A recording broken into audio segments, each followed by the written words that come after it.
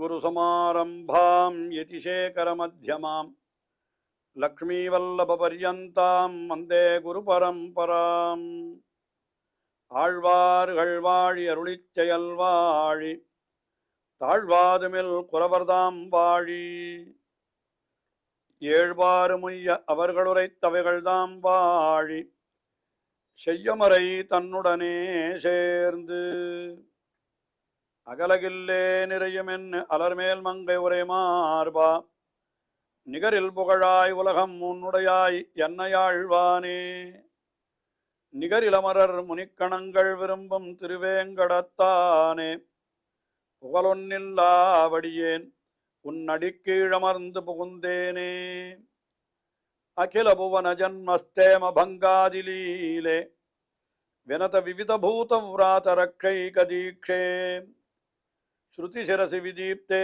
பிரம்மணி ஸ்ரீனிவாசே பவது மம பரஸ்மின் சேமுழி பக்திரூபா श्रीमान वेंकटनाथार्य कवितार्किक केसरी वेदांताचार्यवर्यो मे सन्निधत्तां सदा हृदि ஸ்ரீரங்கநாதனுடைய பாதுகைகளை குறித்து ஓரிரவிலே 1000 ஸ்லோகங்களை அருளி செய்தார் வேதாந்த தேசிகன். அதுதான் பாதுகா சகஸ்திரம் என்று வழங்கப் பெறுகிறது. அதிலே 133வது ஸ்லோகத்தை இன்றைய தினம் நாம் முதலிலே அனுபவிக்கிறோம். இந்த 133வது ஸ்லோகத்திலே என்ன தெரிவிக்கப்படுகிறது என்னால், இந்த பாதுகை எழுந்தருளுகிற அழகு அது எப்படி இருந்தது என்று வர்ணிக்கிறார். எழுந்தருளுகிற சமயத்திலே அந்த பரதாழ்வானுக்கு அது கட்டியம் கூறுவது போலே இருந்தது. பரதாழ்வானுடைய தியாகத்திற்கு என்ன பண்ணினா, பரதாழ்வானுக்கு பெரிய ராஜ்யம் கிடைத்திருக்கிற பொழுதும் அந்த ராஜ்யம் வேண்டாம் என்று உதறி தள்ளிவிட்டு அவன் என்ன பண்ணினான், இந்த பாதுகையை யானை மேலே ஏற்றி அதற்கு பட்டாபிஷேகம் பண்ணுவதற்காக அப்படி வந்தான் அல்லவா. ஆயினாலே அவனுக்கு ஒரு பெரிய கீர்த்தி உண்டாயிற்று, புகழ். அந்த புகழுக்கு கட்டியம் கூறுவது போலே இருந்தது என்று ஒரு விஷயத்தை தெரிவிக்கிறார்.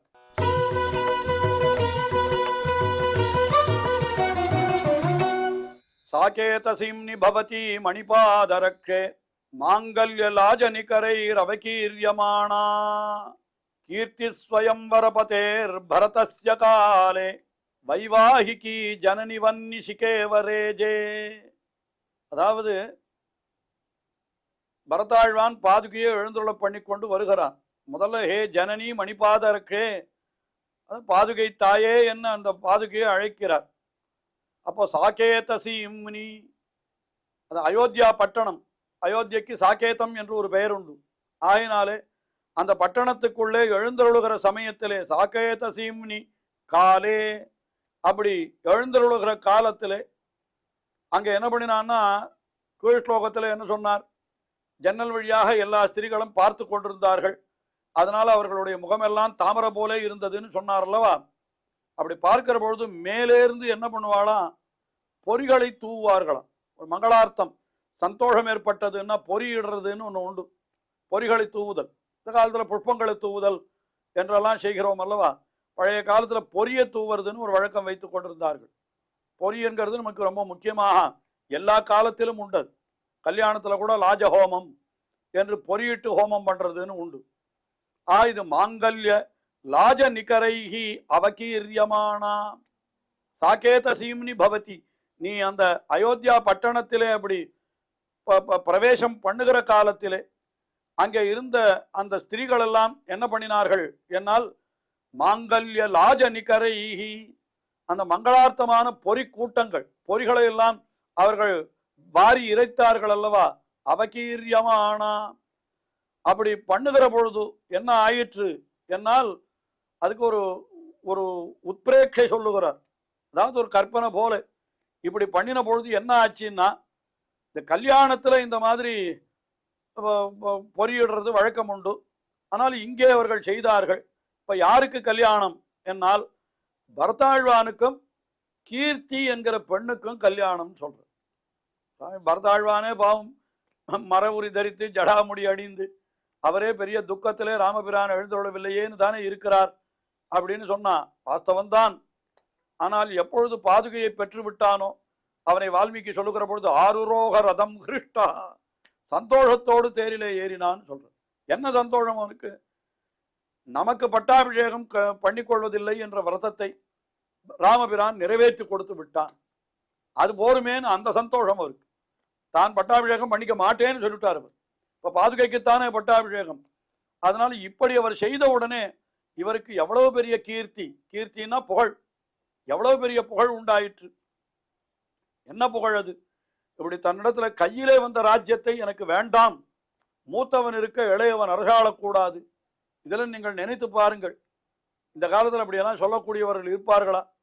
மூத்தவன் இளையவன் நாம சொல்றோமே. ராமபிரானுக்கும் பரதாழ்வானுக்கும் எத்தனை வயசு வித்தியாசம்!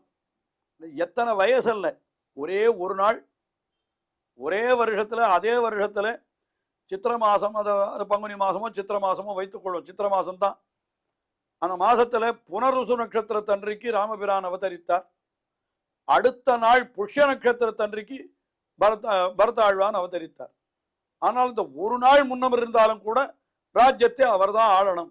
மூத்தவனுக்கு இளையவன் ஆள்தான், அது பெரிய பாபம். பரிவேத்தாரம் ஆத்மானம் மன்யே ஸ்வீகரணா அத்புவா அப்படின்னு அவன் சொன்னதாக காளிதாசன் ரகுவம்சத்துல காட்டுவன். அதாவது என்ன சொல்றான்? பரிவேத்தா என்கிற பாப்பி ஆயிடுவேன் நான் என்று ஒரு நாள் முன்னர் பிறந்ததுனால ராமபிரானுக்கு இவ்வளவு சொல்லுகிறான் பரதாழ்வான் என்று அவனுடைய அந்த எண்ணத்தை எண்ணி பார்க்கணும். அதனால கையிலே வந்த ராஜ்யத்தை எனக்கு வேண்டாம் என்று சொன்னாரோ இல்லையோ, அதனால என்ன ஆயிடுது? பரதாழ்வானுக்கு ஒரு பெரிய புகழ் உண்டாயிடுது. இவரை போல ஒருத்தர் உண்டா? இப்படிப்பட்ட நல்ல குணம் வேற யாருக்கு இருக்கும் அப்படின்னு சொன்னான். அப்போ அந்த பரதாழ்வானுக்கு புகழ் உண்டாயிற்று என்கிறதை எப்படி சொல்லுகிறாருன்னு கேட்டா, பரதாழ்வான் என்கிற வரனுக்கு கீர்த்தி என்கிற பெண், அதாவது புகழ் என்கிற பெண்ணானவள் இப்பொழுது மனைவி ஆகிறாள். அதனால இது பரதாழ்வானுக்கு ஒரு கல்யாணம் போலே அப்படின்னு. வைவாகிகி வன்னிஷிகேவா ரேஜே. அந்த சமயத்துல அந்த பரதர் அந்த பாதுகை நன்றாக அப்படி பளபள பளபளன்னு மின்னித்தான். அது எப்படி இருந்ததுன்னு கேட்டா, அங்க பொறி இறைக்கிறார்கள், கல்யாணத்துல பொறி இறைப்பால், அது இங்கேயும் பொறி நடக்கிறது. அந்த அதுவும் எப்படி இருக்கிறதுன்னு கேட்டா, இந்த புகழ் என்கிற பெண்ணுக்கும் பரதாழ்வானுக்கும் நடக்கிற திருக்கல்யாணத்திற்கு போது அப்பொழுது இந்த பாதுகை எப்படி பிரகாசித்துன்னா, வன்னிஷிகேவ ரேஜே. வன்னிஷிகா என்னாலுன்னா அப்படியே அக்னி ஜுவாலை போலே அது பிரகாசித்தது. ஏன்னா ஹேமபூஷித்தே பாதுகை என்று சொல்லப்பட்டபடியினாலே பாதுகை நல்ல தங்கத்திலே கவச்சங்கள் எல்லாம் செய்யப்பட்டு பிரகாசிக்கிற பாதுகை ஆகையினாலே அந்த பரதாழ்வான், அதாவது என்ன, பரதாழ்வான் ஆன மேல அவனும் உட்கார்ந்து வருகிறான் என்னே வைத்துக் கொள்வோம். பாதுகையை தலைமையில தாங்கி கொண்டு அவனும் யானை மேல உட்கார்ந்து வருகிறான். பொழுது அவன் மேலே பொறி இறைக்கப்படுகிறது. அந்த அவன் முன்னாலே இருக்கிற பாதுகையோ நன்னா பளபளான்னு பிரகாசிக்கிறது. அது பார்த்தா எப்படி இருக்கிறதுன்னா, கல்யாணத்துல, அதாவது கல்யாணம் ஆருக்கு? பரதாழ்வானுக்கும் அந்த புகழ் என்கிற பெண்ணுக்கும், அதாவது புகழாகிற பெண்ணுக்கும் பரதாழ்வானுக்கும் ஒரு கல்யாணமா. அந்த கல்யாணத்துல இப்படி இந்த அக்னி போல இந்த பாதுகை பிரகாசிக்கிறது என்று, இப்படி அந்த அக்னி ஜுவாலை போல பாதுகை பிரகாசிக்கிறது என்று இப்படியாக அந்த பாதுகையினுடைய பிரபாவத்தை இந்த ஸ்லோகத்திலே வேதாந்த தேசிகன் வர்ணித்தார். அதற்கு அடுத்தபடியாக 134வது ஸ்லோகம். இந்த ஸ்லோகத்துல என்ன தெரிவிக்கிறார் என்று பார்த்தால், அந்த சமயத்துல எல்லாரும் பெண்களெல்லாம் பார்த்து கொண்டிருக்கிறார்கள் என்று சொன்னோம் அல்லவா. கீழே பெண்கள் முகமெல்லாம் தாமரை, அவர்களுடைய கண்கள் எல்லாம் வண்டுகள் என்று சொன்னார். இப்ப என்னன்னா, அந்த பெண்கள் இந்த பாதுகையெல்லாம் பார்த்த உடனே அவளுக்கு ஏற்கனவே துக்கத்தாலே கண்களெல்லாம் மூடி கிடந்தன. இப்பொழுது பாதுகை எழுந்தவர்கள சந்தோஷத்திலே, பாதுகையை சேவித்த சந்தோஷத்திலே அவர்களுடைய கண்கள் எல்லாம் நன்றாக மலர்ந்தன என்கிறார். கண்கள் நன்றாக மலர்ந்தது. அந்த கண்கள் எப்படி இருக்கிறதுன்னு கேட்டா, இப்போ உதாரணம் என்ன சொல்றாருன்னா, கருணைதல் புஷ்பம் போலே. அது ஒரு புஷ்பம், அது கருணைதல் என்னும் ஒரு புஷ்பம், கொஞ்சம் கரிய நிறத்திலே இருக்கக்கூடிய அழகான பூ அது. இந்த பெண்களுடைய கண்கள் அத்தனையும் கருணைதல் புஷ்பம் மாதிரி இருந்துதான். அப்பொழுது இந்த பாதுகை எழுந்தொழுகிற பொழுது அந்த நிகழ்ச்சி அவளுடைய கண்கள் எல்லாம் நன்னா மலர்ந்தது என்று ஒரு விஷயத்தை சொல்றார். அதை அழகாக வர்ணிக்கிறார்.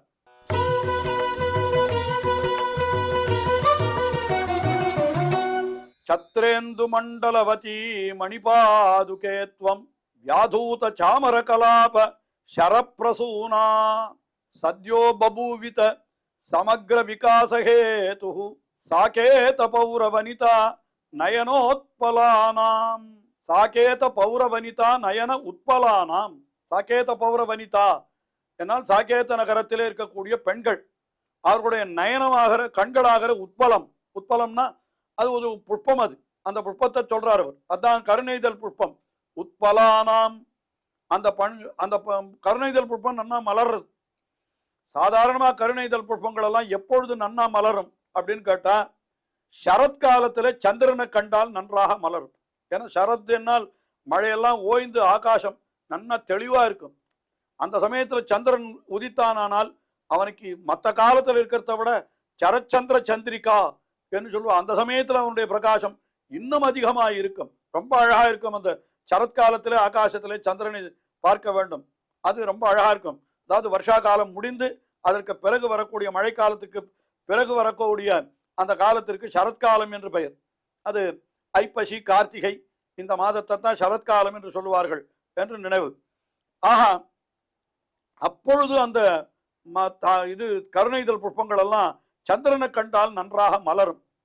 இப்ப இங்க என்னன்னா, இங்க ஏது சரத்காலம் ஏது, இங்க சந்திரன் ஏது அப்படின்னு கேட்டா, இந்த யானை மேல பட்டத்து யானை மேலே பாதுகை எழுந்தொழுகிறது அல்லவா, அந்த பட்டத்து யானை மேல பாதுகை எழுந்தொழுகிற பொழுது அங்க என்ன இருக்கிறதுன்னா, சத்ர இந்து மண்டலவதி சத்ரேந்து மண்டலவதி, அதாவது வெண்கொற்ற கொடை இருக்கிறது. அதன் கீழத்தான் வருகிறது. இல்ல சுப்ரச்சத்ர ஆவர்த்தம் என்று கீழே நாம் ஸ்லோகத்தை பார்த்தோம் அல்லவா. இந்த வெண்கொற்ற கொடை அதன் கீழே பாதுகை இருக்கிற பொழுது அந்த வெண்கொற்ற கொடை எப்படி இருக்கிறதா, வெள்ளை வெளியேறு இருக்கிறபடினாலே அது சந்திர நாட்டம் இருக்கிறது. அதுக்கப்புறம் அதுக்கு பக்கத்துல என்ன இருக்கிறதுன்னா, சாமரம் போட்டு வரார் பரதாழ்வான். இந்த பாதுகைக்கு சாமரம் போட்டு வராருன்னு வைத்துக் கொள்வோம். அது எப்படி இருக்கிறதுன்னு கேட்டாக்கா, அப்படியே நாணல் புற்கள் வளர்ந்து இருக்கிறா போல. அதாவது இந்த கருணைதல் புஷ்பங்கள் எல்லாம் எங்க இருக்கும், நாணலுக்கு நடுவில் இது வளரும். அதனால அந்த சாமர கலாப ஷரப்பிரசூனா என்கிறார். அதாவது சாமர கூட்டத்திற்கு சாமர கூட்டமாகிற ஒரு நாணல் புல்லை, அது நாணல் பூவை உடைத்தா இருக்கிறது. அந்த சமயத்துல அந்த அப்படித்தான் இந்த பாதுகை அங்கே எழுந்தொழி இருக்கிறது. அப்ப அந்த என்ன ஆயிடுதுன்னா, இந்த பாதுகையானது அந்த சந்திரமண்டலத்தாலே இப்படி சூழ வருகிறபடியினாலே இங்க சாகேத நயனம் என்னால் அந்த சாகேத பௌரவனிதா அவளுடைய நயனத்துக்கெல்லாம் என்ன ஆச்சுன்னா, சத்யோ பபூவித சமக்ர விகாசஹேது, எல்லா பெண்களுடைய அந்த கண்களையும் ஒரே சமயத்திலே நன்றாக மலர்த்தினார் போலே. அவ்வளவு அழகா இருக்கிறது.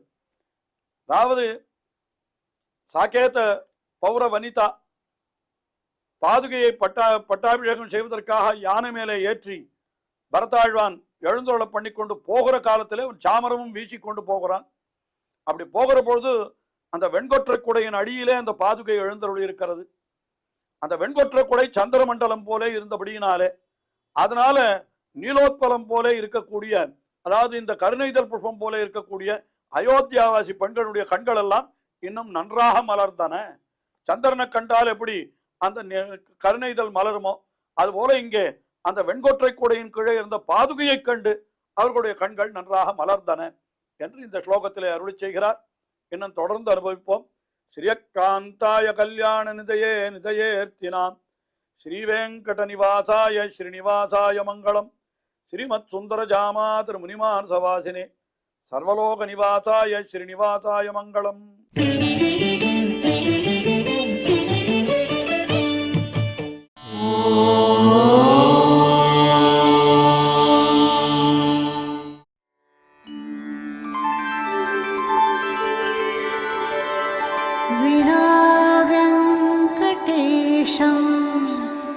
ननाथो ननाथः सदा वेङ्कटेशं स्मरामि स्मरामि.